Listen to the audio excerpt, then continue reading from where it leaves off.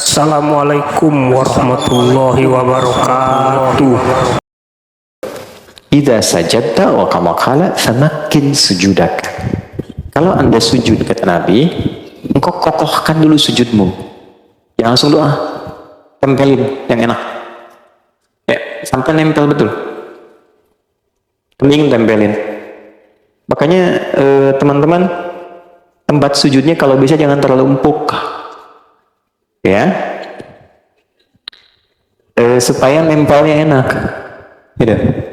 Nah, karena itu di atas bantal nggak boleh sujud. Terlalu empuk. Sejadah coba cek, kalau terlalu empuk tuh yang membuat nggak nempel, nggak ngerasa nempel tuh, ya itu kurang dianjurkan. Ya, jadi kalau pas nempel tuh terasa betul, sehingga nggak nempel. Nanti saat darah mengalir ke otak tuh, kalau kita sedikit MRI itu ada kayak titik God spot di sini. Sampai merasa tenang di situ, nyatu. Nah biasanya kalau energinya sudah ke situ, ada rasa nyaman, ada tenang, ada ketundukan. Awalnya kalau belum benar pusing dulu tuh, itu awalnya. Nah nanti nempel semua, ini nempel. Kalau sudah nempel betul, ada sensasi yang berbeda pada diri kita. Jelas? Oke. Jadi itu dulu yang pertama saya tekankan, tempelkan dulu dengan baik. Rambut panjang tidak harus diikat, laki-laki ya, bukan perempuan. Biarkan dia terurai. Dengan catatan tidak menutupi keningnya.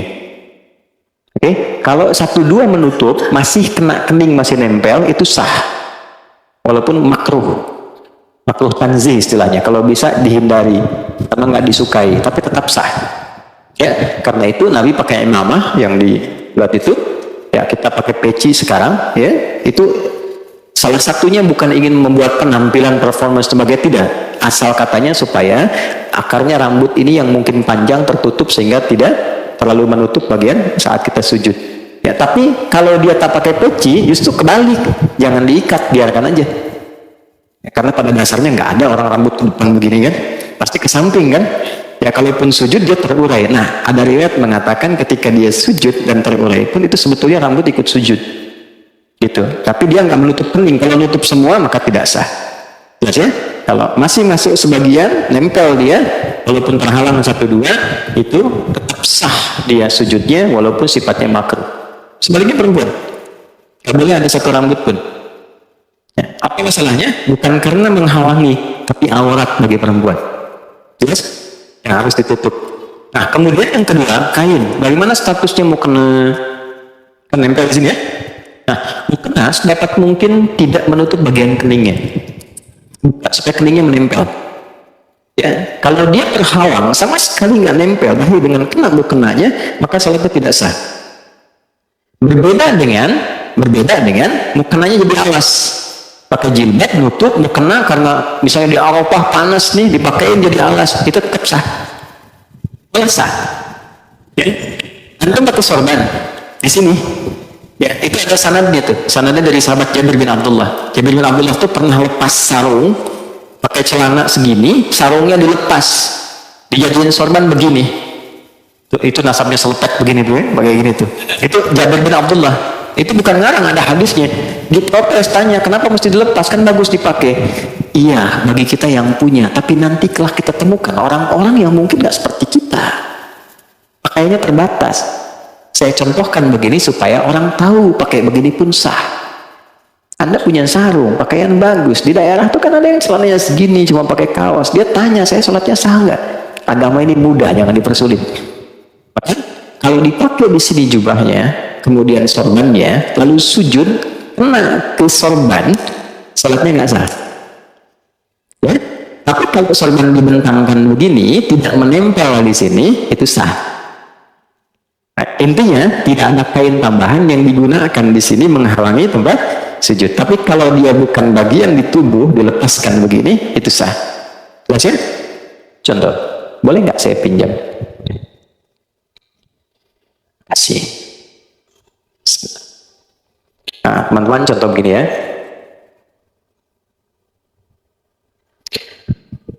Kemudian mau sujud.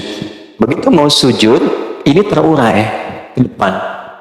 Kamera melihat ya, supaya bisa nyampe. Nih. Nah ini pernah begini. Nah ini tidak sah salatnya. Mau tidak sah. Oke? Ya. Karena ini sesuatu yang ada dalam tubuh, nempel begini, ikut terbawa. Tapi kalau begini, saya wukuf di Arafah, panas gini, dekat batu, saya gini kan supaya nggak terlalu panas. Sah. Jelas? Sekali. Jelas begini? Baik. Sudah sempurna sujudnya? Belum, karena belum berdoa. Belum, baru sujud. Sekarang doanya bisa apa? Yang kita baca? Nah, kita punya 2 menit lagi. Doanya bisa Subhana Rabbiyal A'la. Boleh tambah Subhana Rabbiyal A'la wa bihamdi. Ada lagi satu lagi. Subhanakallahumma Rabbana bihamdi Allah wa'afidhi. Sudah. Baik. Ini tidak banyak orang tahu. Itu doa pembuka. Bukan doa yang sesungguhnya. Itu doa pembuka. Kita sedang berusaha mendekatkan diri kita sama Allah. Subhana rabbiyal a'la wa bihamdi. Ya Allah, Engkau yang maha tinggi.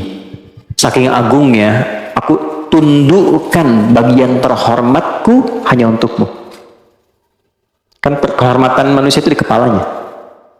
Begitu dia bisa jatuhkan ke bawah, itu sedang merendahkan dirinya. Itu di Romawi kan, dia sujud tuh. Kan?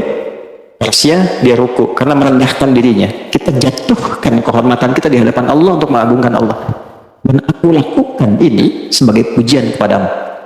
Maka berlakulah hukum. Perhatikan hukum ya. Tatkala Anda merendah, Allah angkat Anda. Tapi ketika Anda meninggi, Allah rendahkan Anda. Dalam semua aspek kehidupan. Anda boleh hebat jadi suami, tapi kalau Anda terlampau tinggi, Allah jatuhkan. Anda boleh hebat sebagai pengusaha, Anda sombong tinggi, Allah pasti rendahkan. Tapi jika kita rendahkan diri kita, Allah pasti angkat. Itulah sebabnya kenapa orang sujud diangkat, diberikan 7 bacaan doa permintaan yang dikabulkan.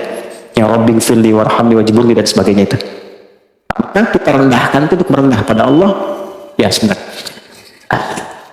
Sambil kita katakan di ujung, Allahumma gfirli, ya Allah ampuni aku yang kadang dalam hidup selalu merasa tinggi, merasa hebat, merasa paling berwenang. Aku jatuhkan diriku kepadamu.